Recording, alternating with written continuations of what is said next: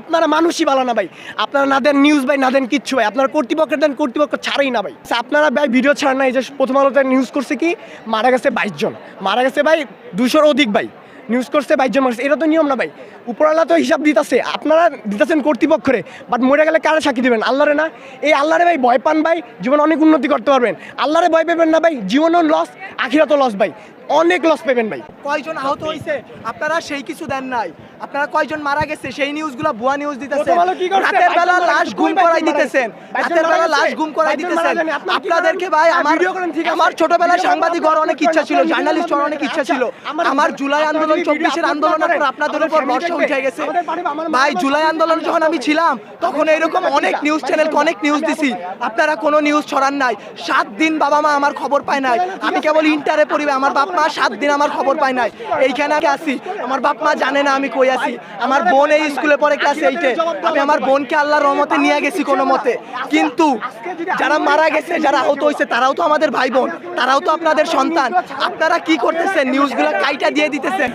আপনাদেরও দোষ, আমাদেরও দোষ। আপনারা যদি আপনাদের বসদের সাথে এটা নিয়ে লড়াই করতেন যে এতগুলা বাচ্চা, কালকে কি আপনার বাচ্চা এই স্কুলে পড়বে না, অন্য স্কুলে পড়বে না, আপনাদের সন্তানরা কি ভাই স্কুলে যাবে না, কলেজে যাবে না, মাদ্রাসায় যাবে না, তাদের সাথে কি এরকম গ্যাঞ্জাম হইতে পারে না, এরকম অ্যাক্সিডেন্ট হইতে পারে না? আপনারা যদি এটা নিয়ে লড়াই না করেন, আমরা একারা কিছু করতে পারবো না।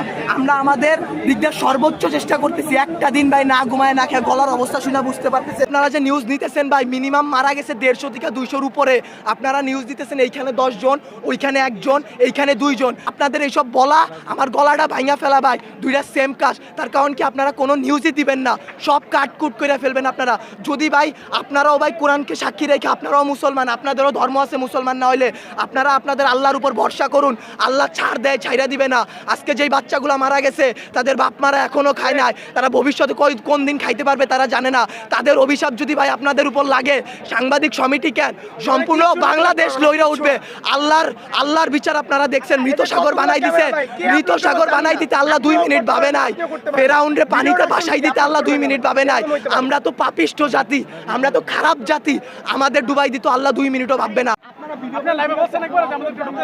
একটা 35 থেকে 40-এর সময় আমি এই সময় আসছিলাম, তখন নিউজ চ্যানেল থেকে বের করে দেওয়া হইতেছিল, কারণ তারা কেউ সঠিক নিউজ, তারা লাইভ করতেছিল, সবাই কেউ সঠিক নিউজ দিতেছিল না। যেমন ধরেন এখানে সবাই বলতেছে 200-250 বেশি মারা গেছে, কিন্তু মিডিয়া আপনারা বলতেছে শুধুমাত্র 20 জন মারা গেছে।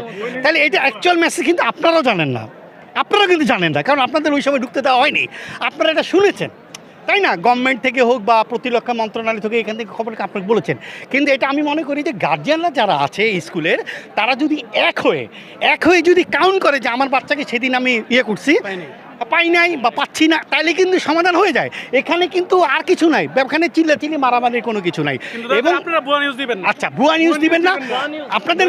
আপনাদের মধ্যে আমি চাই যে আপনারা প্লিজ আমাকে বলতে দেন, আপনাদের মধ্যে ব্যাপারটা হবে কোশ্চেন ইন মাইন্ড। অ্যাকচুয়ালি আমরা ইনফরমেশনটা জানছি না, তবে এটা তদন্ত করা দরকার, এবং এখানে অভিভাবক প্রতিনিধির মাধ্যমে তদন্ত করা দরকার।